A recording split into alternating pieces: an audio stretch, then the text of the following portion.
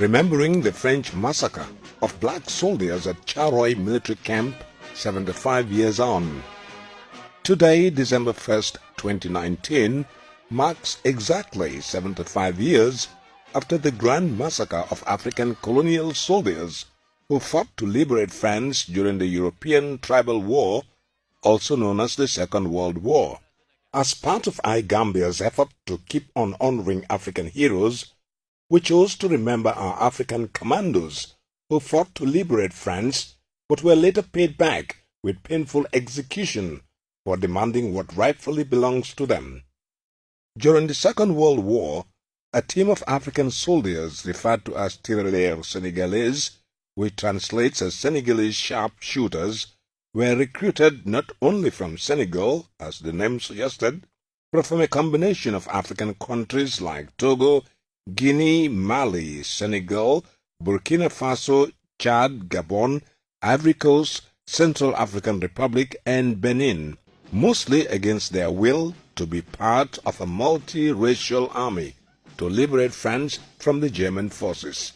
Black soldiers formed a larger part of the entire French army relative to the number of French soldiers involved. They were used to fight in Italy and along the Mediterranean coast. During the heat of the war, more than 17,000 black soldiers who were part of the General de Gaulle-led French army reportedly lost their lives in attempts to resist the Nazi invasion, with the remaining members captured as prisoners of war and locked up in a racist German camp.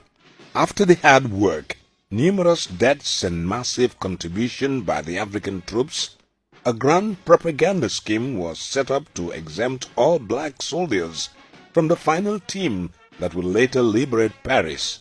Getting an all-white French troop to lead the operation became difficult because out of every French unit, there was about 60% black soldiers. The only French formation from which they could recruit a 100% white team was an armored division stationed in Morocco. They were transported to France on 1st August 1944 after numerous deliberations and were made part of the lead soldiers for the invasion just to sideline the contribution of black soldiers and create an avenue for French troops to headline the liberation.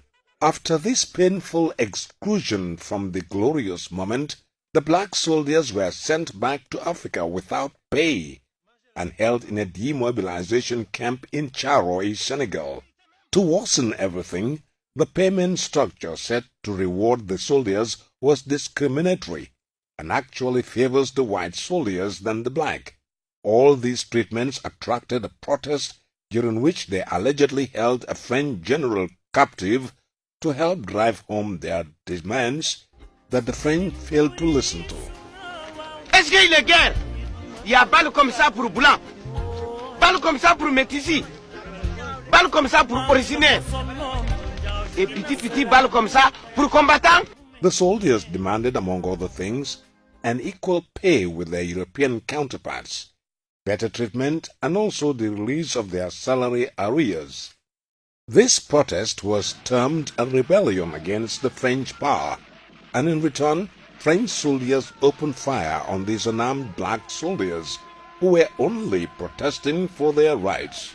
According to war veterans, about 300 to 400 of them were reportedly killed on the 1st of December 1944, with a few survivors imprisoned, but the French recorded only 35 deaths in official documents after using deadly weapons like armored cars, machine guns, as well as a U.S. Army tank.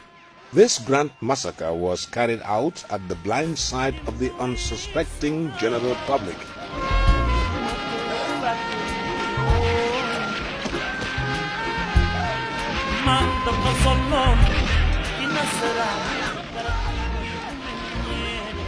In 1987, a film was released by Sembène Ousmane, a Senegalese cineast and writer, detailing the story. However, the film was banned in France for 17 good years for obvious reasons. Painfully, the French government, in attempts to bury this inhumane man massacre, down history, reportedly employed several mechanisms to justify the mass shooting, including the creation of an impression that the tirailleurs fired a gun at them first. In addition, they equally claimed that the tirailleurs were under German influence. They have equally failed over the years to own up to this crime and apologize to the entire African continent, especially the generations of the victims. As new generation of Africans, it is our duty to unravel every single crime committed against our people, but hidden deliberately for justice to be served. Whether France recognizes this or not, we will let the whole world know our ordeal and give much respect to these gallant soldiers for their contribution towards the liberation of France, whom turned around to pay them back with painful deaths. May their souls rest in peace.